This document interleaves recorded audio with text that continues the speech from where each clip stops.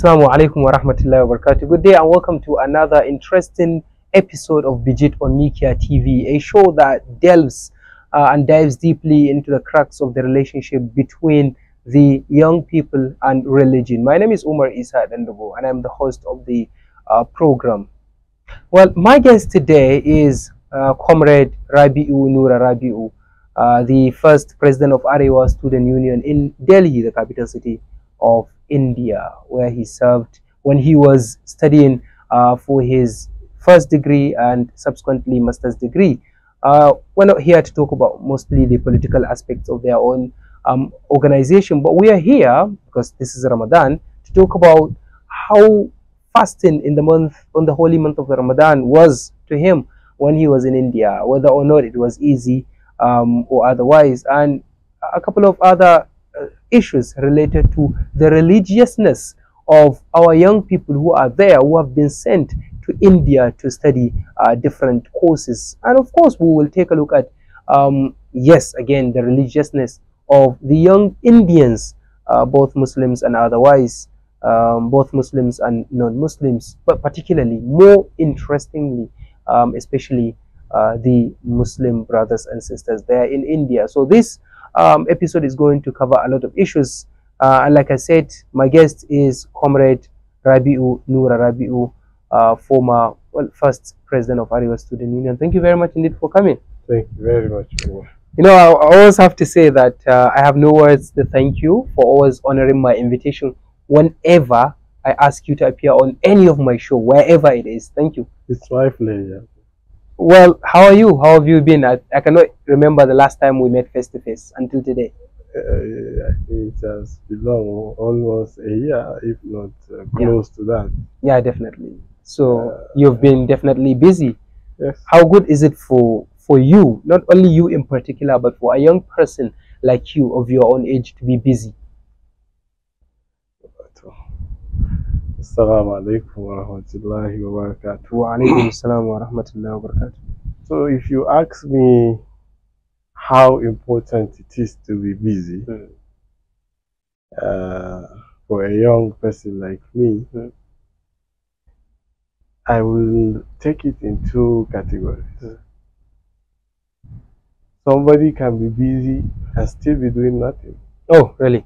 Yes. This is confusing. How can someone be busy and still be and still do nothing or be doing nothing, as you said in your words? Yes, because when you misplace your priority or point of target, even if you are busy, you are doing nothing. Okay? Because at the end, your results will not align with what you are looking for. Yeah. And at the same time, you can be busy towards what you want to achieve. At that time, you will learn new things and challenges and obstacles that will be on the pathway. But at the end, even if you don't achieve, at least you have a new idea and new ways to tackle up whatever issue it was that you have been busy about. I mean, I want you to get something straight and clear for me. I know it's important, as you've said, for someone to be busy doing something important, but then is it necessary? Yes, it's necessary. Because see, resilience, hard work, if you combine these two things, will give you something like a word busy. Yeah. I'm not good in English as you are. No, you know, you're very good at English. These two things, if you bring them together, they're going to give you the word busy. You keep pushing and stand firm on what you want to achieve. It can give you the word busy. So it's necessary. Because if you don't put efforts, there are things that happen based on miracles, based on nature, based on stance, and based on maybe destiny, fate, all these things. Yeah. But majority of the things, you have to pursue them. Okay. Before you get them. Yeah, I understand. Out of your life, if you look at it, 80% of what you have achieved is through dedication and hard work. Yes. And even them, destiny is part of it. But you chase the destiny to come. Yeah. But those that happens on their own are only the rest 20%, which the Almighty have destined them to happen like that. Yeah, last night I was on the phone with you, and you said something pretty much interesting to me when we were talking about being online regularly. The last time I checked your WhatsApp last seen was like I saw it was February. It was, I think you were last or on WhatsApp in February. Why have you been offline? And do you think it's a good idea for a young man in 2024 to be offline while almost every one of your mates is online? So you see this media, this recent media you are seeing. Yeah. I will not call it only social media, but it's recent media. It's either you are getting money out of it, or you are spending money to be on it. Okay. Two things. Two things. Okay. Either you are getting money out of it, or you are spending money to be on it. And these are two entirely different things? Yes. Okay. For example, somebody who is a blogger, yeah, or somebody who has followers, and that is bringing traffic into his page. Yeah. A lot of social media sites pay you based on that. So this kind of people, they have already regularized it and commercialized their media. Yeah. So if they are there always, all the time, there is no harm in it. Yeah, there's nothing wrong with it. Yeah. Yes, because they are getting the most benefit out of the digital media. Yeah, it's paying them back. Yeah, sure. So paying them in the sense that they are having resources out of it. But for people like me, who does not directly benefit from the resources of the end manufacturers, I think I should have a limited time of accessing it. Sure. Because I can still read newspaper without going to the digital media. Yeah, definitely. I can still open radio and listen to the news of 30 minutes or an hour. And all the information that are deemed I should know, I will be informed if I am not aware. Sure. By one or two people. Yeah, that's correct. But when I have to spend 10,000 naira to buy data to subscribe for a mobile data, and I'm not getting 10,000 naira at the end of the month, besides not getting back the resources, I'm being distracted by so many things. So are you categorizing that as a failure, as a loss, not a win? Yes, not it's a loss. Because see, again, there are consequences of that. Okay. Consequences, positive or negative? Both. Okay. But if we are talking about the aspect of me not getting a resource out of, or any beneficial resource out of the media, it means that I am spending my money to go and get trouble. When I made my comment, somebody can insult me, and I will want to reply him. Okay, a young beautiful lady can post her picture, which I may want to toss. Yeah. That is bringing yourself into trouble. Yeah, sure. A lot of young people are engaged in this. You are going to spend a lot of money. Sure.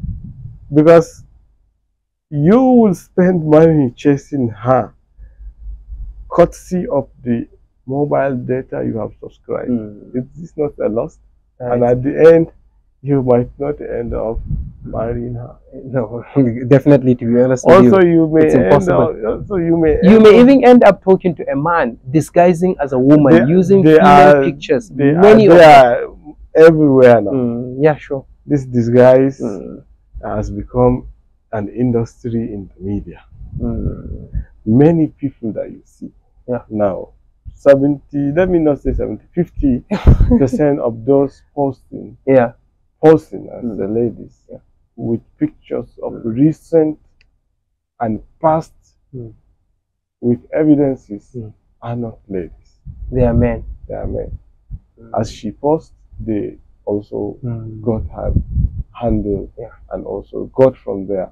So they can be as recent as you never thought. Definitely, yeah. And they can be as fast as you have never imagined. Oh my God.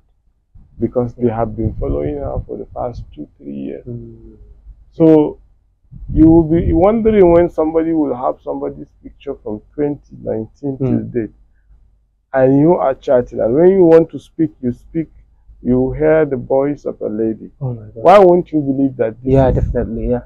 So like you said, it's an industry on its own. Yes. So they have people that are working for them. It's not only one person that is driving the whole thing.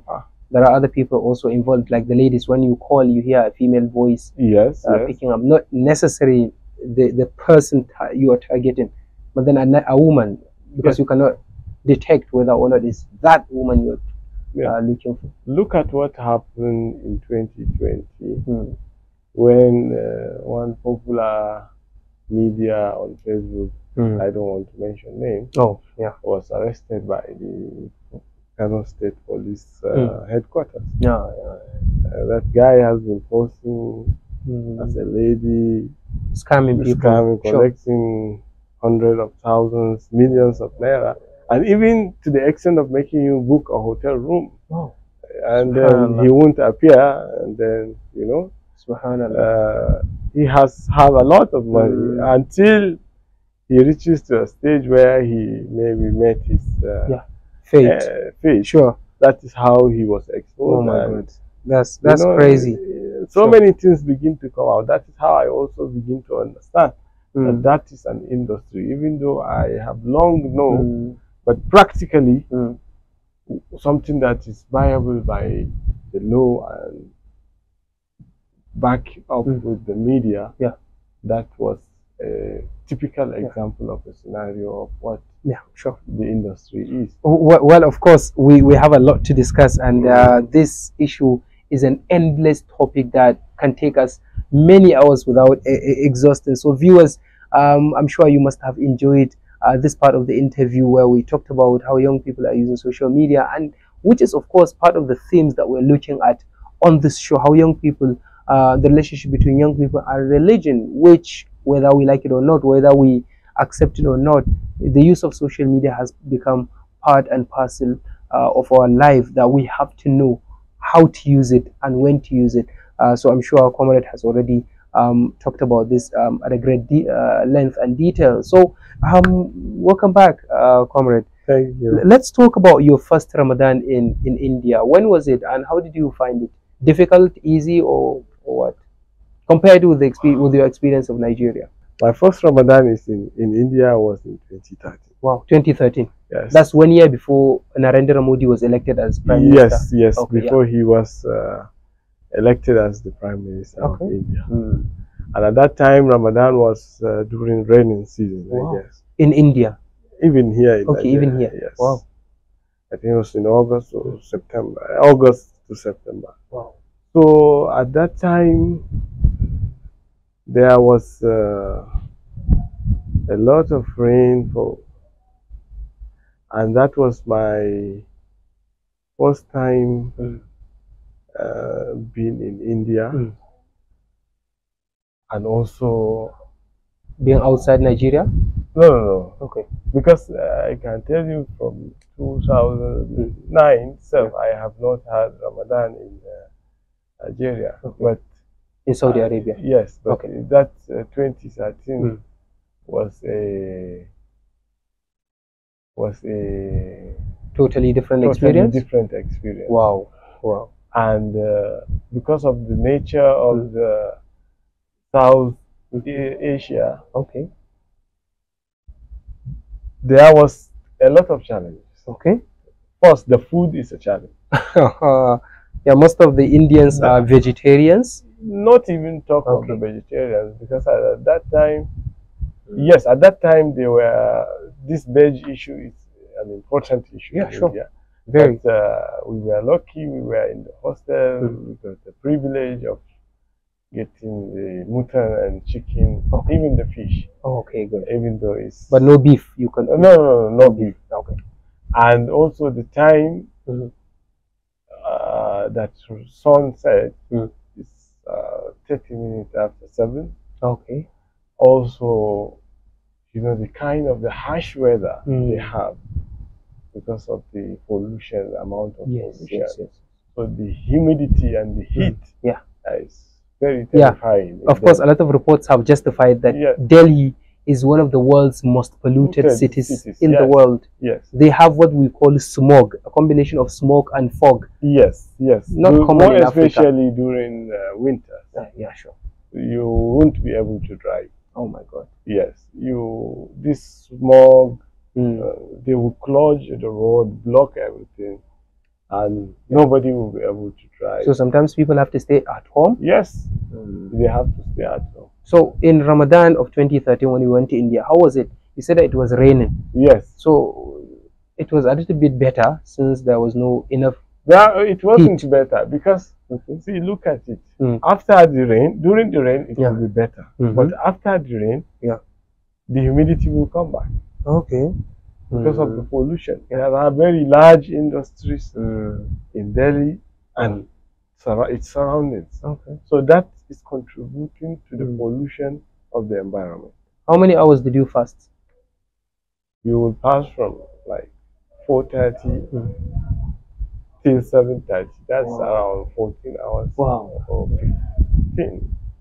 A little bit more than the hours we spend in Nigeria. Yes, like At least like an one addition and of a 1 half hour and a half. Yes. Sure. And you can see the situation is like there the humidity is Mm. higher, Mm. and when you also break the fast, the food you eat is not what you are expecting because it's the first time and it was like my beginning of live. So many things. So did you face some health issues? As in, since the food was not the one that you No. want? I am very comfortable me eating new food. Okay. But it's just that Yeah. you cannot eat to your satisfaction. Yeah. Because that is not what you are expecting. Okay. So you will just have to eat to fill up and get some nutrients you are supposed to get. Okay. So that is how it used to happen during the Ramadan fast. Well, what about iftar, for example? During iftar, everyone would just go out and buy their food outside and then eat alone, or you used to gather as Nigerians, for example, even though it was your first year. How did you do it? When I went to India, at that time there were no significant amount or number of Nigerians, even to the extent of the institutions we know ourselves. Okay. So there are four foods. Yeah. Breakfast. Yeah. Lunch, evening snacks, and dinner also. Okay. Yeah. So we turned the evening snacks to iftar. Okay. Yeah. And then the dinner to our food after we prayed. Okay. Then the early morning breakfast we turn it to iftar. Okay. To sahur. Yes. So that is how we change every system in order to align with the Ramadan. Yes. And even though there are fellow brothers from Afghanistan who are Muslims, we used to come together and pray and also sometimes eat. Yes. So that's how you did it. So did you feel like you were like at home or totally far from it? As India is far, I feel that distance in between Nigeria and India, and also in between what I am supposed to eat and what I am getting there. Subhanallah. Yes. So now let's talk about the issue of morality, for example. This is an issue, you know it. There's no hiding behind anything.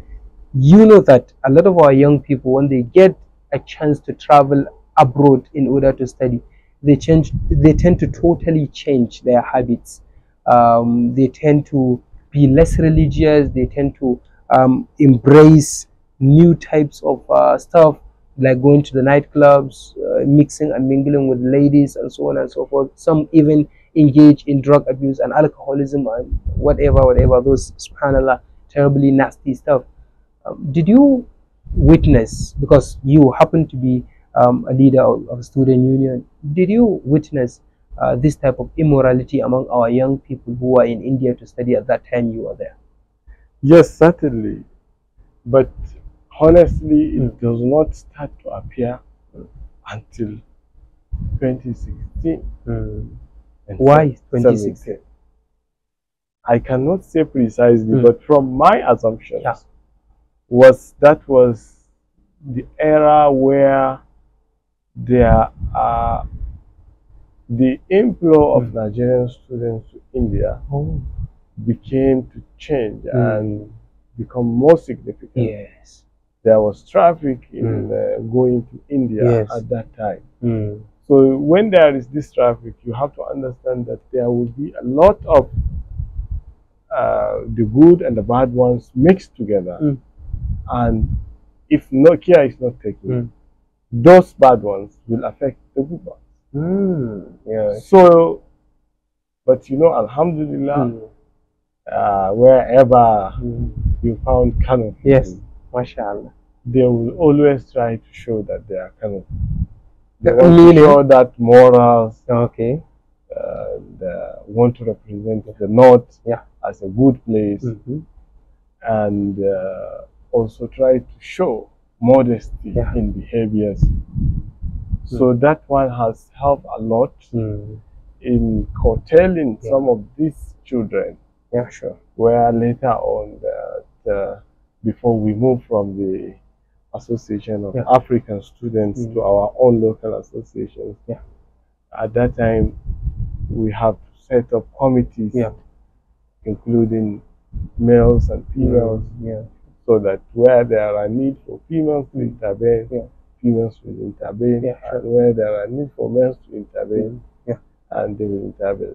Very significant people also, high people of highly profiled were also part of the committee. Yeah, definitely. And then that is how we have tried as much as we can to bring down the level of immorality. Yes. Yeah, definitely. I wanted to ask you a question, but you've already started explaining it about your specific responsibilities, rather, in plural, with regards to well, morality and curtailing immorality. But then one interesting thing that you said earlier was that wherever you see Kano people, you see that they are modest and this and that. But at the same time, there are many Kano people that when they are bad, they are really bad. Yes, absolutely. But they don't take the number. You know, they don't take our numbers. Okay. Yes. So you are trying to say that Kano people are always good? They are not always, but most times. Okay, most times. That's fair representation. Yes, and it's not because we are from Kano, it's because that is what even statistics will tell you if it wants to be true with us. So did you, because I know that your organization, Arewa Student Union, was more focused on helping students academically and socially, did you have any moral, religious responsibilities with regards to how to change people's morality, how to make people do this, like Al-Amr bil Ma'ruf wa Nahy Anil Munkar that we know, which is part and parcel of Islam? Did you take this job? Yes, we did. Because, you know, there are also Christians among us, the Northerners. Okay. And at that time, there are things we take upon us. Or, for example, more especially with regards to the moral sides of religion. For example, we organize iftars and we organize our own prayer times. And we organize, for example, charities. Visit to charity foundations. Make a lot of donations. So when we are going to this charity foundation, both the Muslims and the Christians will come and donate, and we'll go and deploy it there to the Indian community, and that is how we have been doing that aspect. Okay. And when it comes to the prayer, for example, you see, most of them, they celebrate Maulud. In India? Our people. Okay, our people. They do So, Maulud in... yes. So we used to organize that. And it will, to your surprise, there will be many turnout from different places and different states, including some of the Afghanistans and Indians and other people from different countries. So Maulud is not only something that is celebrated here in Nigeria, it's also celebrated in India by the Indians and by the people of Afghanistan. I think I can tell you yes, but there are no Pakistanis living in India. Oh, no Pakistanis? Yes. Oh, but so, Afghans? Yes, but Afghans. Yeah. And I can tell you yes, they celebrate that. It's not only in Nigeria. Okay, that's good. I put a couple of questions in the morning on my WhatsApp status, and I've got a series of amazing answers through one of my friends. The first question I was like, do our students take good care of their religion by praying regularly and by doing everything Islamically? The answer I got from one of our viewers is, he says, yes, they do pray regularly. I can say 80% plus pray regularly. But regarding norms and values of Islam, due to change of society, some tend to alter themselves. Example, hugging, and by hugging and doing a couple of other things, which are un-Islamic, as you know. And then the other question I put was like, which type of hugging? I mean, he's definitely talking about a man hugging a woman. Because in India, look at Shah Rukh Khan, look at Amir Khan, Salman Khan, most of them are said to be Muslims, and they play roles in Bollywood, but they hug women that are not their wives. You know that. Yes. I know that. And that is haram in Islam. Completely haram. Mostly issues related to culture. Like this. I'm not talking about Salman Khan, Shah Rukh Khan. Okay. This is a part of their doing business. Okay. Whatever you are doing, you just can't stop them from. And maybe they are detaching themselves from the religion. Of course, because they want to make money. And so, now, as you know, many people worship money. So when it comes to money, you just can't say. So among the people that you know, that you lived with in India, did you see this change, this type of change? Yes, this is there, but it's not as significant as he is making it to look. No, he didn't say 80% are hugging. He said 80% referring to the people that pray regularly. He said 80% plus pray regularly.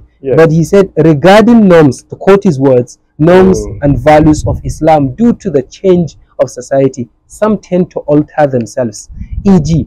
by hugging and the likes. I completely agree with you. Okay, fair. Yes. Then I asked the other question, are the Indian young Muslims religious? Both Muslims and non-Muslims, especially Muslims, I put it in bracket. He says, for the Muslims, majority lack the Islamic knowledge. For example, the Kashmir's people, for example, have the love of the Islam, deep in their hearts, but lack the actual knowledge.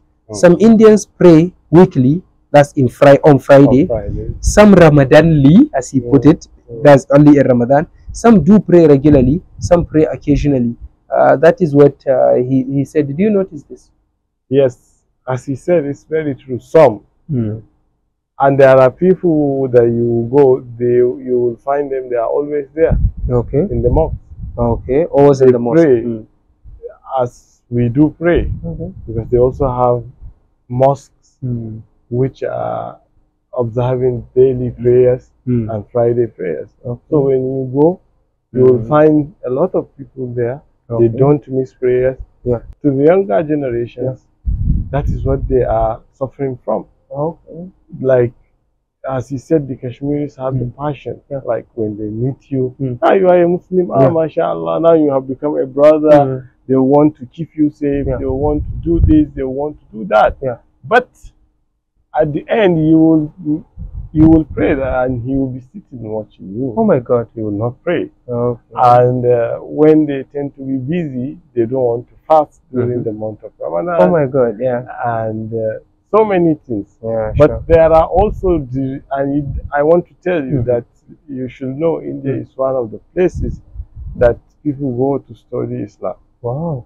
People go to India to study Islam Yes. because they have a Yes, wide range one of of the literature. largest Mm. Islamic university in the world is in India, and one of the oldest is in New Delhi also. Wow. Jamia Millia Islamia. MashaAllah. I hope you once visited. I have visited many times. Excellent.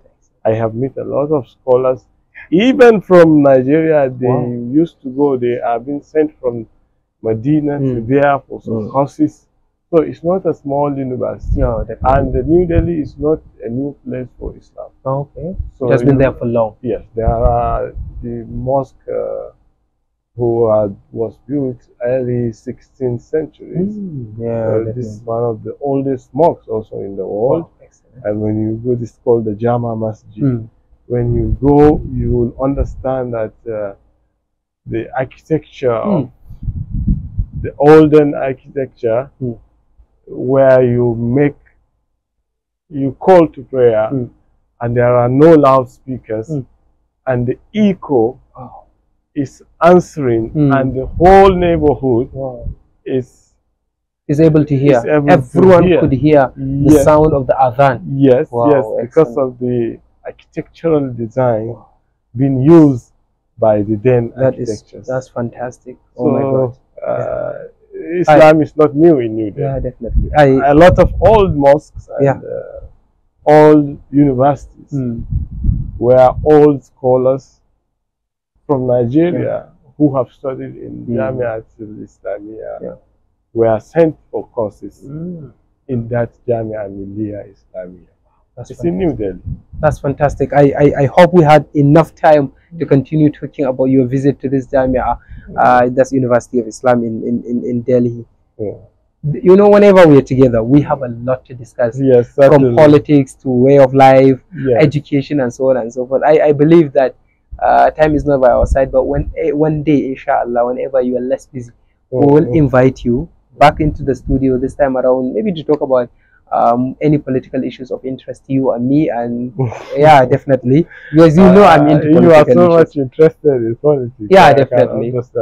Thank you very much. Thank you very much, Rabiu Noor Rabiu. My pleasure. Yeah. What can you say about the interview show and the studio?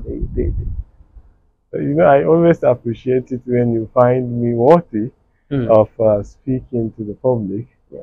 That means somebody has seen potential or green way of which I can be beneficial to the society.